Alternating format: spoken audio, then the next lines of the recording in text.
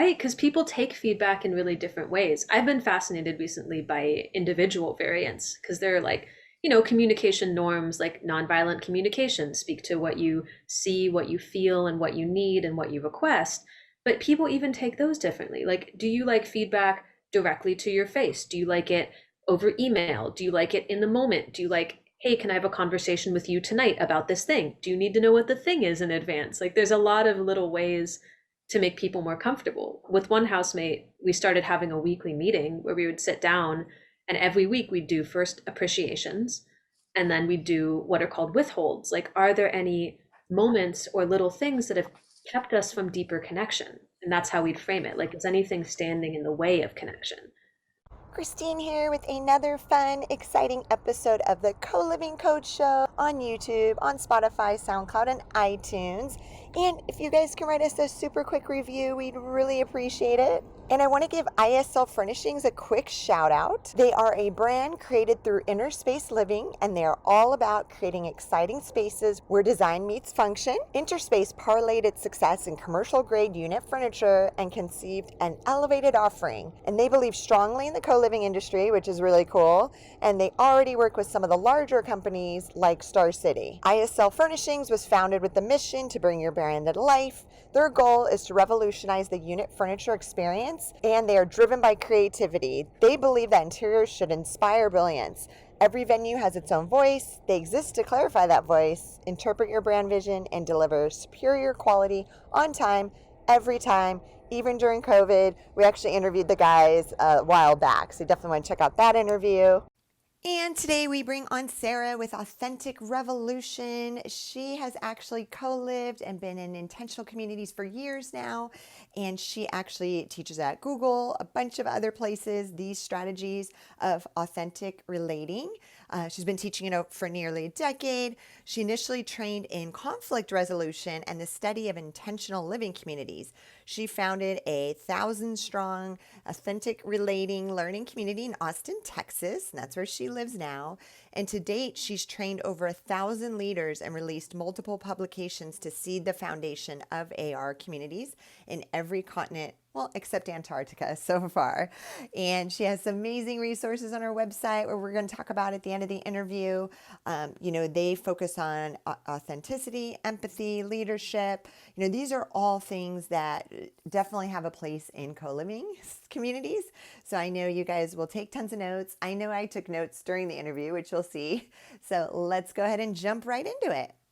So this week we have Sara. She's the Chief Instigator Officer, which I love that title. That's funny, with Authentic Revolution. So we are going to go super deep this time, you guys, on building community, connection, being authentic. She started this road and this journey from co-living. So Sara, welcome to the show. Thank you. Glad to be here. So let's start with that. Tell us about your co-living experience way back when. Totally. I got into everything I do because of co-living, which is why I was really stoked to be on this podcast. I lived in co-ops, intentional living communities, when I was in college. And I got really fascinated with how a group of late teens to 20 somethings could try to keep a house culture together, despite having all of the drama that we were having in our personal lives, being at those ages, trying to manage the finances of a house, trying to make decisions about it, determine roles. There were 17 of us crammed in, and that was normal for the co-ops on my campus. And there were so many kind of conflicts and issues, but at the same time, there was so much freedom that I hadn't experienced anywhere in my life. We were trusted to make those decisions. And I just got fascinated by how people live together, how they coexist. And I ended up traveling around the US for 2 months with a film crew and filming 30 different intentional living communities, from co-ops to communes, eco-villages, co-housing. And along the way, I ran into these practices of authentic relating that a community took me to. And I just saw it as a practice that potentially could demystify some of the communication issues that I saw in group living, where people oftentimes were on different pages with their communication and didn't know how to bring them together. They didn't know how to listen to each other. They didn't know how to resolve conflicts because no one had ever taught them or taught me. There was no education for communication. And so I ended up kind of breaking down co-living into like multiple parts based on an integral model of like what are the roles and systems of a community, what's the internal development each person needs to do, and also like what are the laws and rules that define community from the outside, and then what are the interpersonal dynamics. And I really ended up focusing on the personal and interpersonal because for all that had been written and looked at on co-living, it felt like that had been the most kind of bypassed. No, definitely. And it's nice because I think we've been co-living for so long and there's, we cycle through people, but yeah, the communication is like insanely good. So we're always asking, we ask if we're going to give feedback before we give it to the person. So it's like, are you open to some constructive feedback? And then you wait for them to say yes. So then they're more open to it, which is really cool. I don't think most people just blurt out the issues they're having with the person or the feedback. Right, because people take feedback in really different ways. I've been fascinated recently by individual variants because they're like, communication norms like nonviolent communication speak to what you see, what you feel, and what you need and what you request. But people even take those differently. Like, do you like feedback directly to your face? Do you like it over email? Do you like it in the moment? Do you like, hey, can I have a conversation with you tonight about this thing? Do you need to know what the thing is in advance? Like, there's a lot of little ways to make people more comfortable. With one housemate, we started having a weekly meeting where we would sit down and every week we'd do first appreciations and then we'd do what are called withholds. Like, are there any moments or little things that have kept us from deeper connection? And that's how we'd frame it. Like, is anything standing in the way of connection? So And then, the first one was acknowledgements, right? yeah, appreciations. Like, what have like you done for me this week, but also we'd share things like, hey, like I noticed you interacting with your boyfriend and I really loved the way you were talking with him. That is And so cool. Yeah. So we do weekly meeting with we start with acknowledgements, but I also like it, appreciation similar, positive acknowledgements. But I wrote it down. I'm taking notes during this interview, Sarah, you said the second one is like the withdraws, withholds, yeah. withholds. Okay, We cool. call them hold withs. So you can Okay. use words. No, that's great. Because then again, that clears the air. Nothing festers. That's why we have weekly meetings too, right? So you fix things so quickly versus it festers for a month because you're mad that there's dishes in the sink. It's really interesting, like how many like logistical problems try to get solved through relationship and how many relational problems try to get solved through logistics. Like maybe I have an underlying frustration with you because we had a fight last week. And then that's coming out logistically is like every time I see dishes in the sink, all of a sudden I'm really pissed off at you. When I wasn't that much last week, and actually it's something relational that's causing the degree of that tension. But because I haven't cleared it, I don't know. And then sometimes it's like the dishes in the sink are actually the thing that's making me mad at you all the time. And then I'm getting snappy and snarky at you. And so you're nervous to walk into the house because you're like, why is she so pissed at me? So we confuse the two all the time, and having space to clear both of them is really important. In my company now, even we have connection focused meetings and we have business focused meetings, and having both has been really powerful. That's super cool. And you've worked with Google too. You've consulted with them? Yeah, we worked with like more than 100 leaders at Google, Mind Valley. I've done events at Burning Man. We've gotten like a cool little group of people that have been really interested in this. Yeah, and I know before we started, we talked about Burning Man and because they just canceled 2021 like a week ago. Oh, I was planning on going too. It hurts. It was very painful because 2020 was I'm like, no, I was almost in tears and now they canceled it. But 2022. And that to me, and I've talked about it a million times, we've had burners on the show. And it is like the most magical way of building a community of 70,000 people in 1 week flat. It's just, that's incredible and such a tight community that gets along so well. And there's so much love. And like, so I don't know if you want to elaborate more about, you've been 4 times, right? Yeah, I Okay. actually went originally because it was like the only place that it became like the conference for my field. Like, because we've got people, community leaders, there's like probably got to be like 60 plus communities for authentic relating and its sister practice circling around the world in like 6 continents. So that was the one place that a lot of us would come together. And I think there's value in it only being a week long. It's Mm. like you can get along with people on most things for a week or 10 days. But there are a lot of issues that come up. And one of the things that I think is magical about Burning Man is because you are forced together, there is literally nowhere to go. There's desert for like hundreds of miles around. You are not getting out of there unless you leave, and usually you've carpooled with someone else. So, and by, a couple days in, I've almost always had a fight with people. It's like kind of known that after a couple days you're going to be like sleep deprived and like hungry and tired and like unwashed enough that you're just going to get pissed at the people you're with. And so that kind of, we get into conflict and we have that big flare up and then we can't go anywhere, so it gets resolved. I think is really magical for relationship. A lot of the time when we're forced in with other people, when we have conflict, we distance. And I think that's one of the most painful things in connection is like, I've had a rupture in connection and now the person seems like they've abandoned me. And that teaches me that like anytime there's a rupture in connection, I'm going to lose this other person. And so either we get like anxious, like even if we're in conflict, we need to cling to each other, or we get avoidant, like I'm not even going to give the chance for a conflict, or as soon as there's a sign of conflict, I'm going to pop out. Versus at Burning Man, there's kind of this relational healing where you're like, we're in conflict, but we have to stay in with each other. And we learn that conflict doesn't have to mean disconnection. As one of my friends says, it actually can equal energy. It can create more possibility for the relationship because you've determined a place you don't meet. And then that's like really potent fodder for figuring out what you can do about it. Yeah, that's right. And there's parallels too that I found after going and coming back to my co-living house that were also really impressive. I thought about this the other day because we were riding bicycles and I locked my bicycle up, here in San Diego. And I was like, in Burning Man, you had a bicycle, everybody had bicycles. No bicycles were locked up. They're all over the place. Nobody was stealing things. And coming back here, same here at my house. There's iPhones, there's laptops, there's cash, there's just stuff kind of laying out because we all trust each other so much in our community. Like nobody's gonna steal anything here. So that's really cool too. Interesting.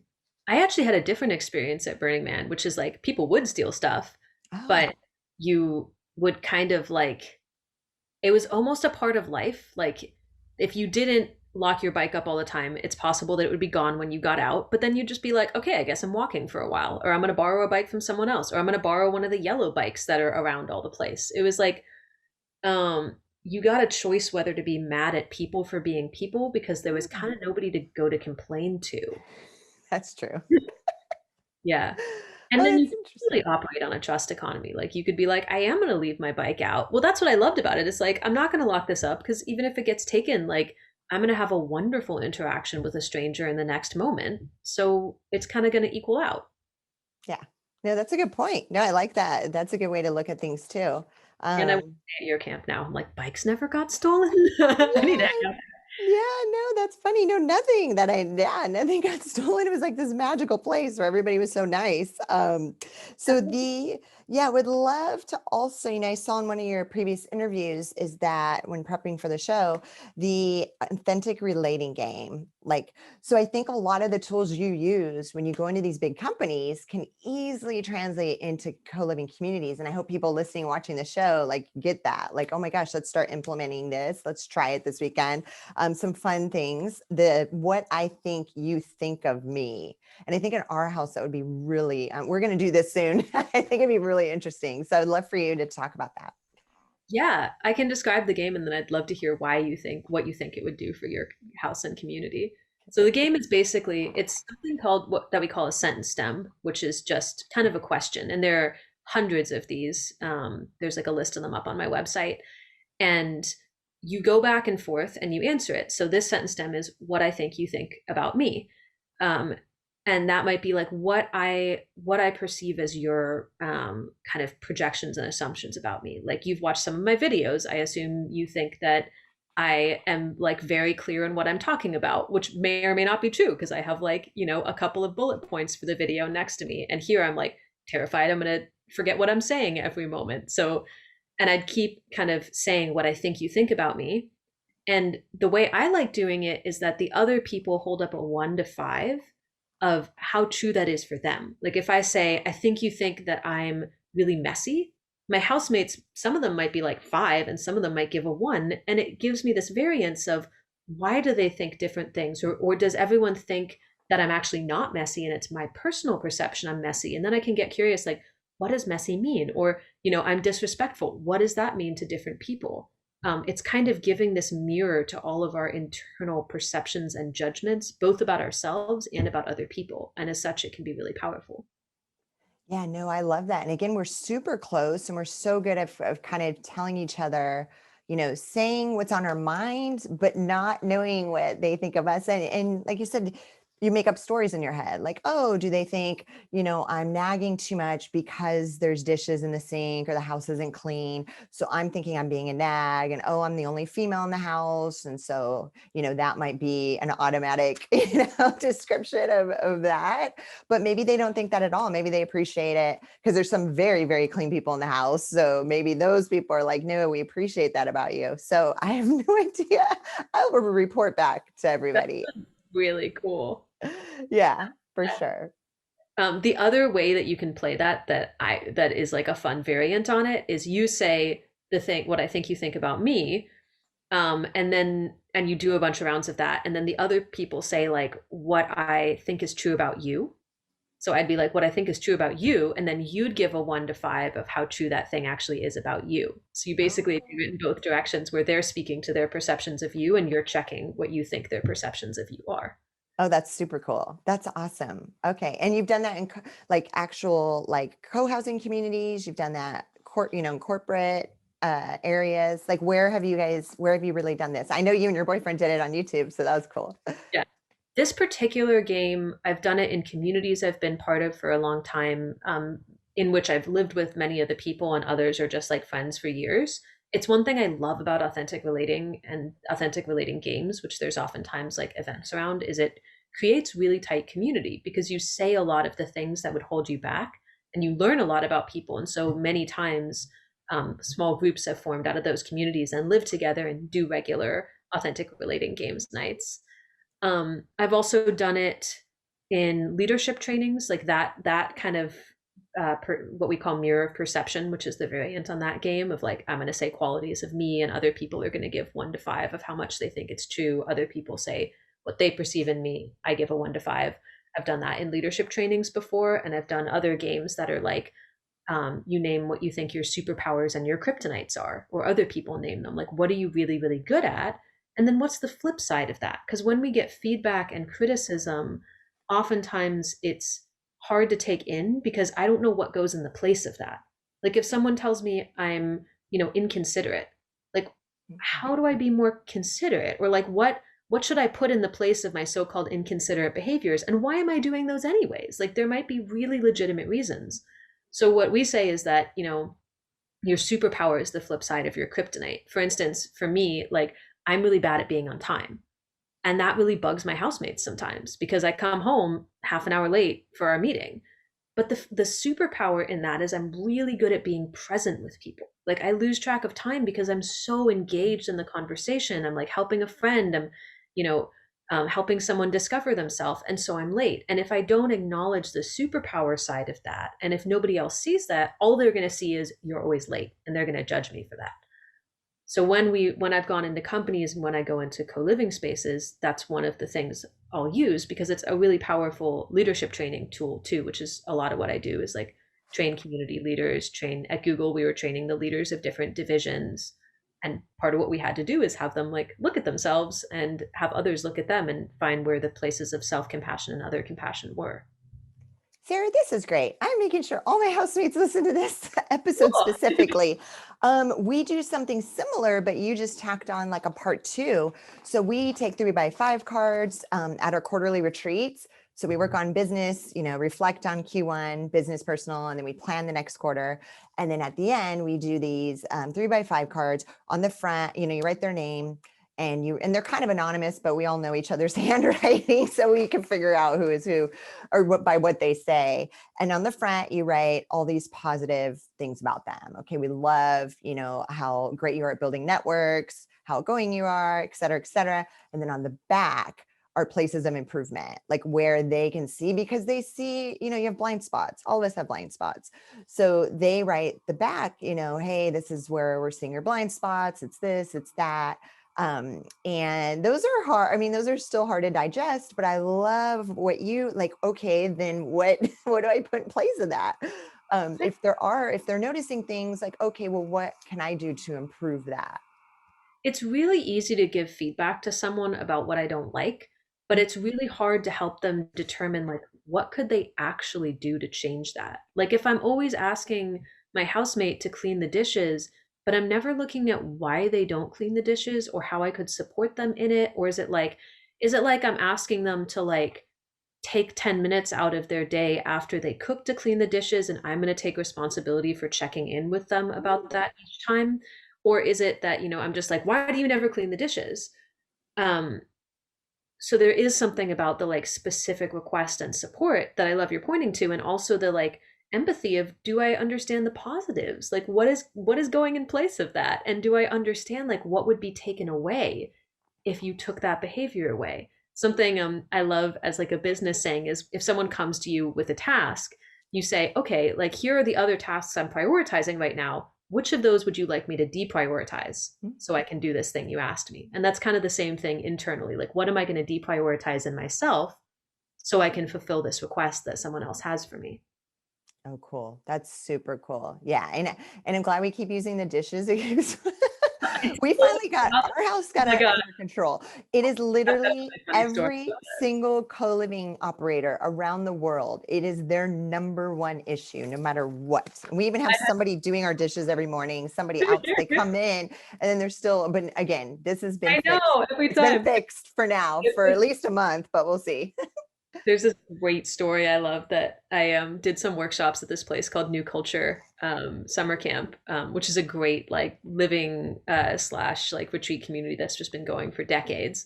And their leader, who's I think in his 70s, was telling this great story about going to this Quaker community that had been going for 100 years or so. And they were just so amazed by like how this community ran, and like, really wanted to learn from them, like, sitting down with them. They had this really kind of peaceful way of being, and they have dinner. And then after dinner, the leader of the Quaker community kind of leans in to my friend Michael and he goes, I have a question for you guys. How do you make sure the dishes get done? So it's all over. How have you all solved that problem? Well, it was frustrating because we're so fortunate. We have a chef, so the chef empties the dishwasher. Every when he comes to cook, he'll empty. We run it for him at night. He'll empty it in the morning. But then on the weekends, it gets a little crazy because he's not here, and it's just like so. We try to rotate the six of us. We're on a whiteboard.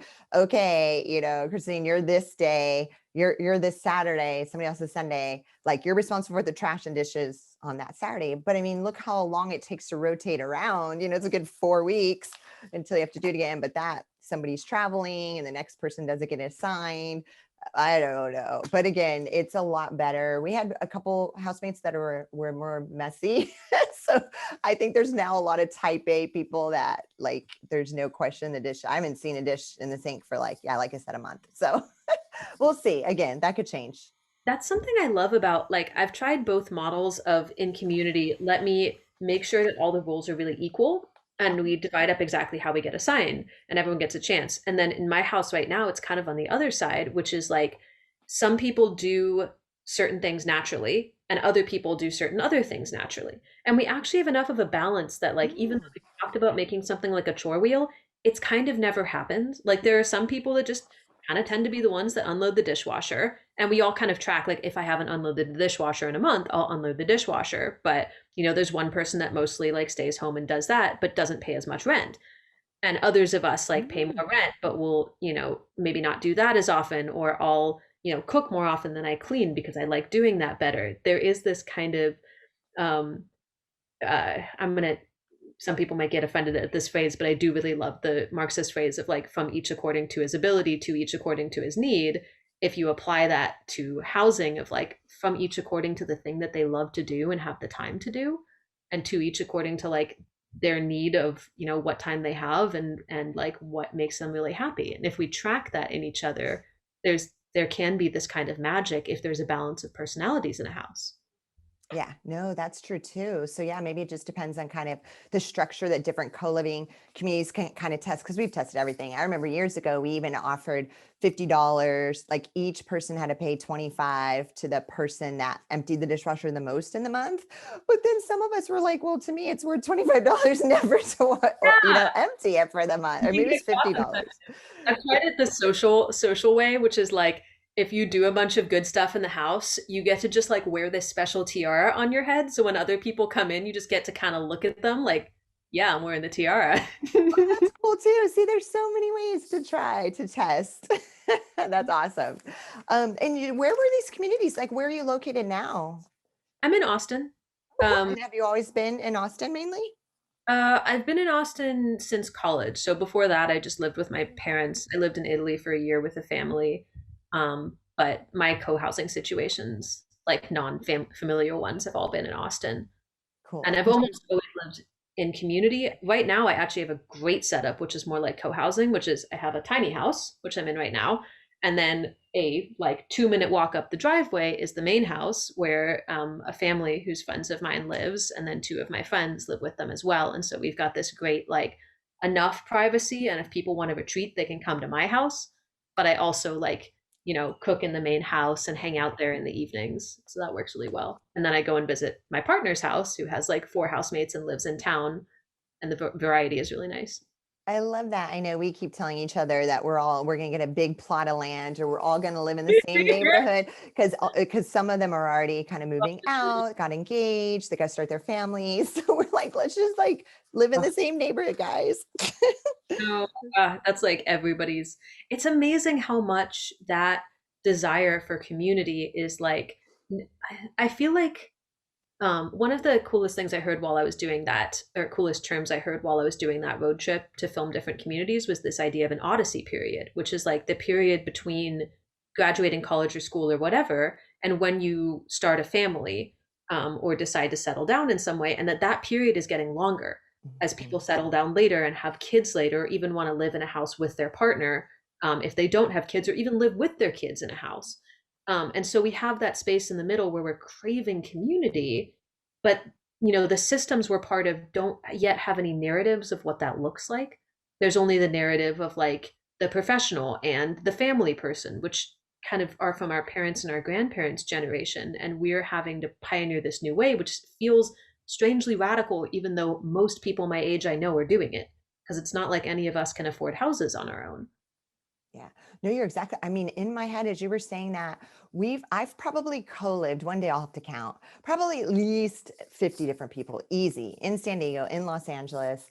And this person was the first, he just moved out recently. Unfortunately, we miss him already. He was the first to get engaged that I'm aware of out of everybody. I mean, and this is years. So yeah, everybody, you're right, that span of like leaving, these people are in their 30s. So it's like the time that most people settle down, mid to late 30s even. Yeah, I think that span is growing, or people are just choosing a different path. Maybe they don't need to settle down, have kids. So this is like a nice way of living. So that actually leads to my next question too, or I'd love for you to chat about the loneliness epidemic that everybody talks about all the time.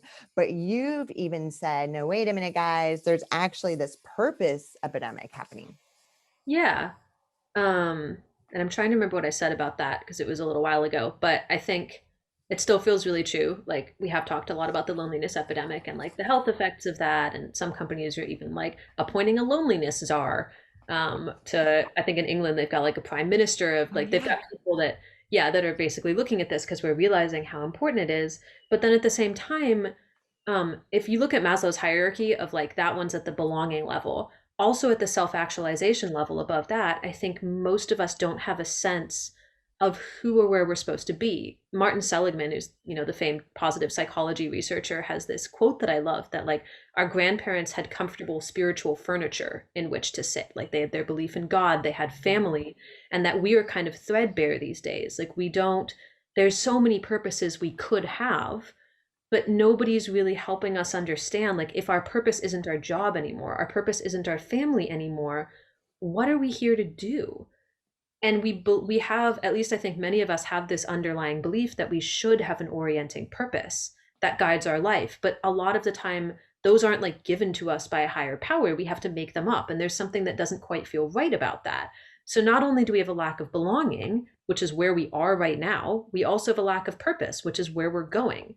So we're floating in this kind of unknown that doesn't yet have rules or even morality. Like, I think there's also a real issue where the moral codes that defined our behavior, that made us pro-social, have also broken down with the demise of the church and of different religion. So that's also making it harder to interact with other people, because we have to define those rules. We have to define the social norms. We're integrating with so many different communities and groups of people, especially as we're getting these more and more importance on distinctions, like what are different races and the Black Lives Matter movement, and what are different genders and the gender equity movement. So we're kind of in this almost chaos of difference where we don't have a lot of lifelines to carry us through. So I hear a lot of people just having this constant self-judgment of, I'm not good enough, I'm not good enough, because there is no framework for what good enough would mean. Yeah, no. And so, again, there's even some people listening around the world, and there's some people in quarantine still. So what are some tips on kind of, how to get through that, and how, if they don't have a tight community? How to get through kind of the lack of belonging, Yeah, or exactly. Belonging. um, that's a great question. I'm going to actually consider it for a minute, because I have my pat answers, but let's see what's true today. One thing I think is there's kind of two sides, and one is go out and look for community, but another one is kind of like acknowledge that you want it and you don't have it right now. Like, there's something magic in acceptance of going, okay, like, I'm feeling this longing, and there's maybe no easy way to go out and get it. And if I'm continuously pushing that longing away, I'm like a starving man that's gonna take anything that looks like food. So it's even more of an issue that a lot of people get into communities or get into relationships that aren't really fulfilling. And then they have to get out of those, and then it's like there's a push pull of, like, it's not that I can't find community. I'm surrounded by people. I could go out on my street and start talking to my neighbors, but it's not the community that feels right to me. It's not this like deep sense of belonging and integration. So the first thing is like accepting that I want that, accepting that I'm like, not accepting, but maybe it just at least feeling the longing of that, which I've even been in. I lost so much of my community to COVID, and I lived in places that had very strict COVID guidelines. So I felt guilty anytime I went out or talked to anyone or even visited my partner's household. I actually had to leave my household that I started COVID in, that I loved deeply, to move to a different house because my housemate had different quarantine levels. So there's that. And then finding out like what the connections that feel really fulfilling to you are. Like doing a bit of a map, like, do you feel most fulfilled when you talk with your family? Well, what members of your family? Do you have any idea why? Do you feel really fulfilled when you like go out and say hi to neighbors? Is it like you just want some chance connections? Or is it that you want like a deep relationship with at least one person? Or is it that you want like a sense of community? And then there's tons of online communities that are, I think, doing really beautiful things with specific interest groups. Like the Stoa is really great for philosophical community, and Rebel Wisdom at least used to have a community. I don't know if they still do. There's some authentic relating communities like Connect that we run that has like events 4 to 5 times a day every day that are just connection focused. So doing a little bit of like asking around on Facebook, Googling, like searching terms that you're interested in, and then finding people like that. And then I always say, like, if you can, see if you can organize something yourself. Like, invite a couple friends to sit us outside in a park once a week and have a little bit of a format. Like, maybe you have a sentence stem you pass around. One I love is, if you really knew me, you would know. And you go around with that, and then you play a curiosity, exercise. You could play the Google game where you treat people like, Google search bars, and you go, if I Googled you and whatever, pets or motorcycles, or, what would I find? And the person tells stories about, what are their associations. You don't have to be super great at curiosity to do that. Or you put someone on the hot seat where they just receive questions for a couple minutes and they can pass if they don't want to do one. So you can find these, and it does take effort. I think a lot of us have this sense like, I should already be embedded in community. Something is wrong with the world if I'm not.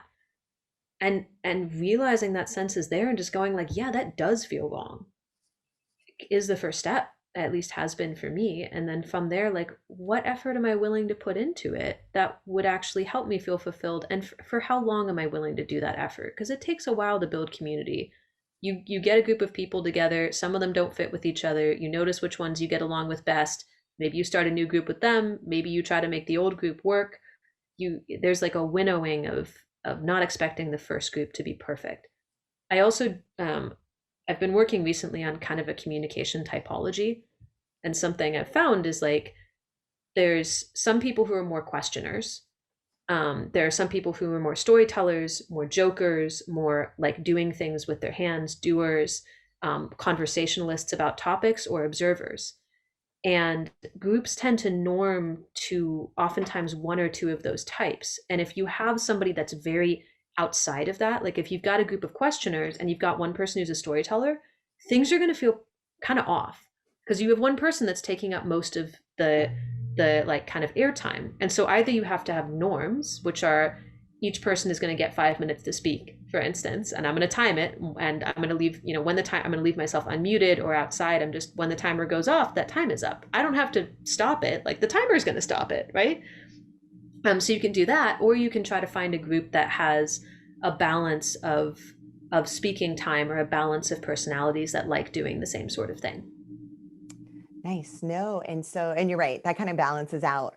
I mean, even people ask all the time, can introverts co-live with extroverts? I'm like, no, that's amazing. Like that usually works really well. You don't want a house full of introverts or a full of extroverts. So, and then I would love to get your take on, when we're talking about quarantine and all that now, and again, this is just my opinion or what I'm seeing, California right now is like, over 50% vaccinated, at least first shot. And so people are, restaurants open back up, and even some nightclubs, and people are dating again, and people are having friends. Like you said, we were very strict on the quarantine in our home too. And then we got a little lax, then we got strict again. But we actually had our first party we haven't had in a long, long time. We used to have monthly, like really cool parties and dinners. And it was Cinco de Mayo. It was a housemate's birthday last night. And so we had 75 people show up of our friends. We actually all requested that they had to either be fully vaccinated or come with a negative COVID test. So we're very responsible. And it was, a typical gathering for us is like 40, maybe 50 people, but to see 75 people excited out, it's almost like you let a bunch of people, this is, again, and I want your take on it. To me, it's almost like you let like people out of a cage. Like everybody's just so in a good way. They're just excited and they're hugging, and we're going to dinner and we're doing like so many amazing things, because it was like this pent up energy of none of that. Even dating, like everybody's dating right now. It's just insane. And it's good. I love it. It's really cool to see. So I would just love to see kind of your take on that. Yeah. My take, like on what part of that? Or just what you've seen, what you feel is happening now that things are kind of getting lifted. Yeah. Well, in the same way that like when we first had the quarantine, everyone was on Zoom and everyone was like, doing like relief efforts to help and like coming outside and banging pots and pans at 7 o'clock. Whenever things change, I think there's this explosion of difference. Like just difference in itself kind of makes us happy. There's a lot of research that shows that and shakes things up. So for one thing, I'd say like we've got a lot of activation energy here that's rare. So like decide what you want to do with it. Like you've got kind of this free energy boost right now to decide, do you want to, are there friendships that you didn't get to nurture during quarantine that you want? Is there a certain type of being with people that you didn't get to play with that you might want to play with? Because everyone else is going to do it with you for a little while. It's going to be really easy to organize stuff. Or is there anything that you want to leave behind? And the other thing that feels really important to me is like, as we're going into these, we're getting back together. there's this weird sort of like, we haven't always acknowledged that it's the case. It's just happening. Like all of a sudden I'm getting into cars with friends and there's this kind of like very brief, are you okay, cool. But there's a way that we haven't ritualized it, most of us. There's been no, hey, we're stepping from something that was the truth for a year and a half to something new, which is a return to normal, but is also new for us. So one of the things I'm planning on doing is a whole ceremony where I get a ton of people together, and each person will, wear a mask they don't mind losing, and one by one, people will step forward and they'll say something that they're wanting to let go of from this year and something that they want to keep, and other people in the circle step forward if that feels true to them as well. Again, we call anybody else, and then you go forward and you throw your mask into a fire. I love so, that.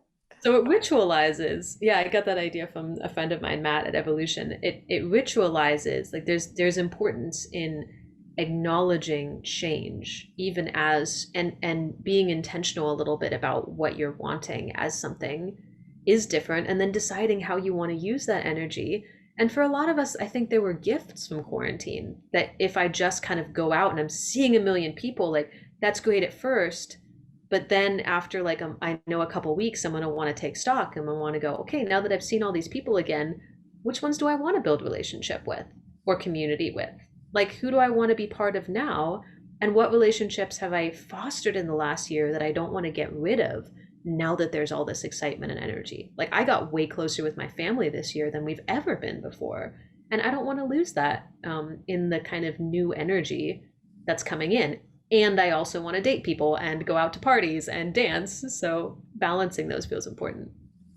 And this is like this is my last question, but it might be a more sensitive topic, but it does come up, is being vaccinated. So let's say, a couple things. So in our house, we all did it. But when you're in some communities, if everybody does it, you almost feel this pressure like, oh, I should do it too, because everybody else did it. What about communities? And I haven't come across any yet. Again, it's a sensitive topic, so I don't even bring it up.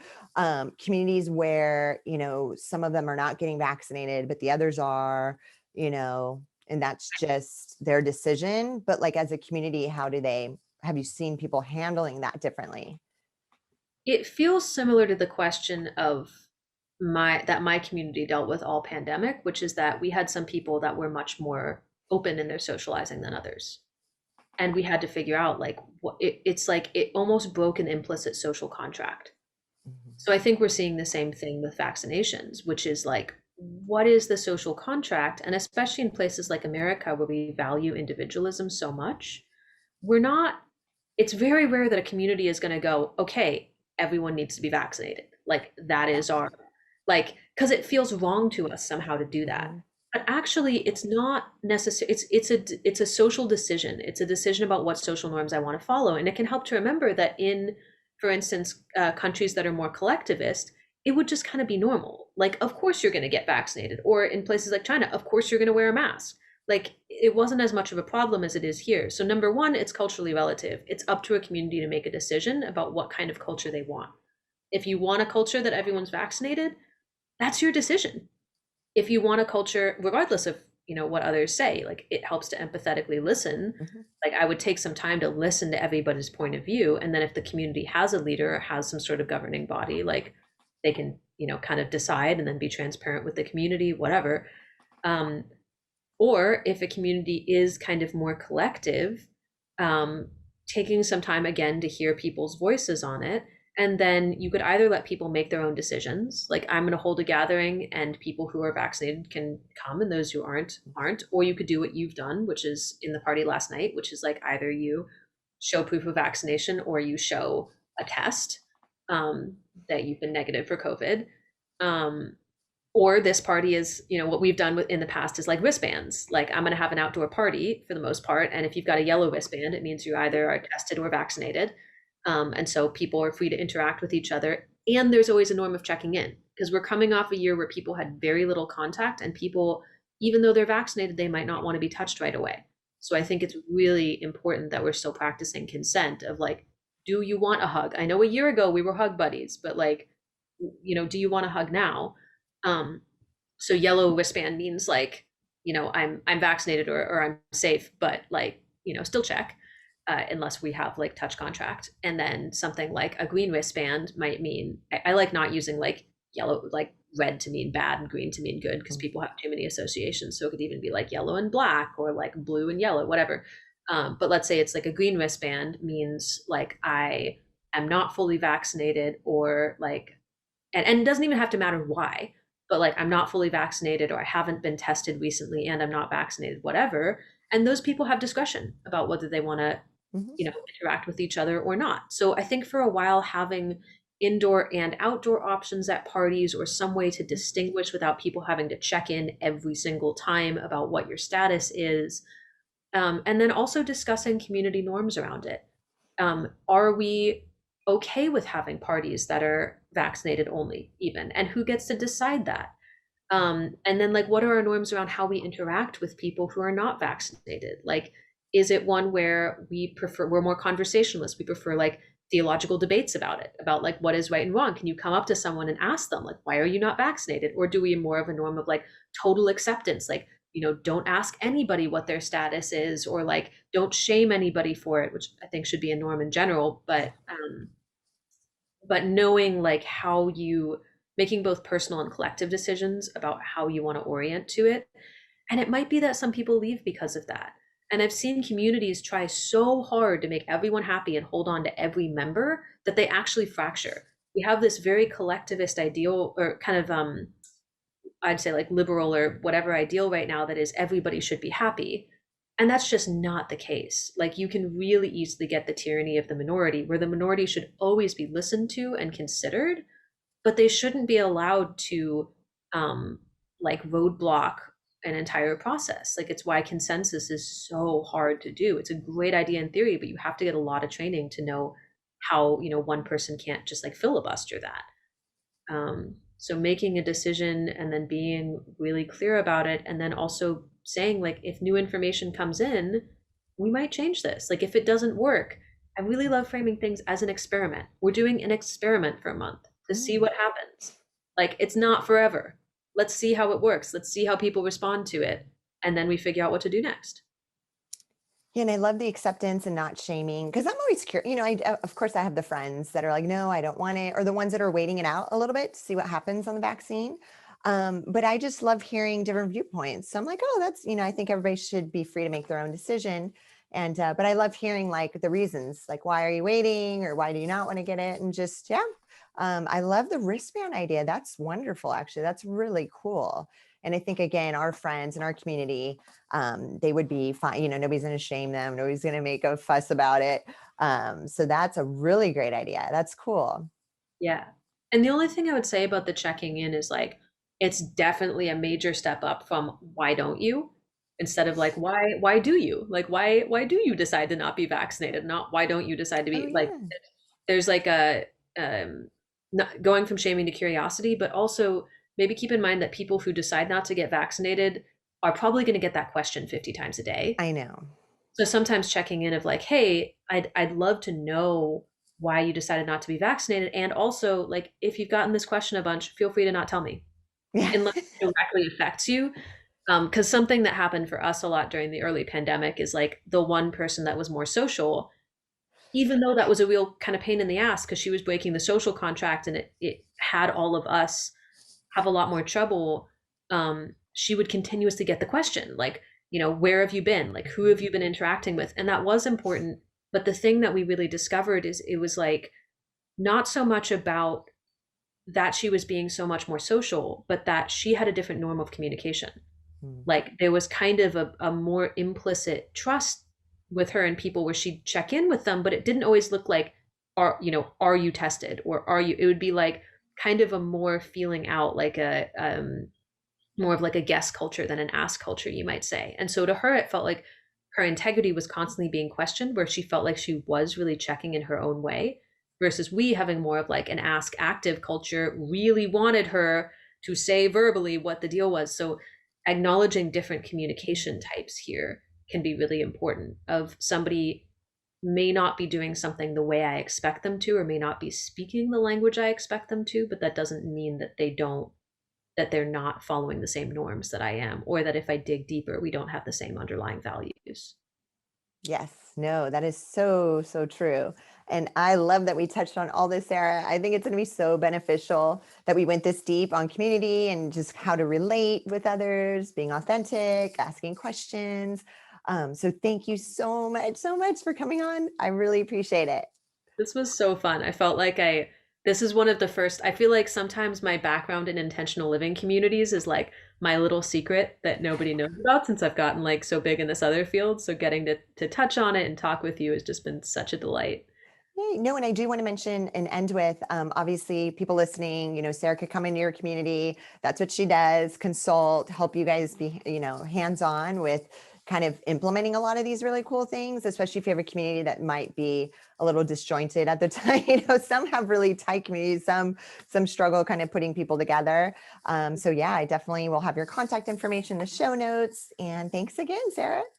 Yeah, and just to make a quick note, also on my site there's the games manual. So if you there's like 250 games and variations. So like any of the ones I mentioned, if you want to know how to play or facilitate those, just go to the site and download that, and it's by donation.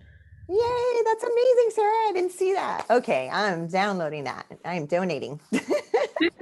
Awesome.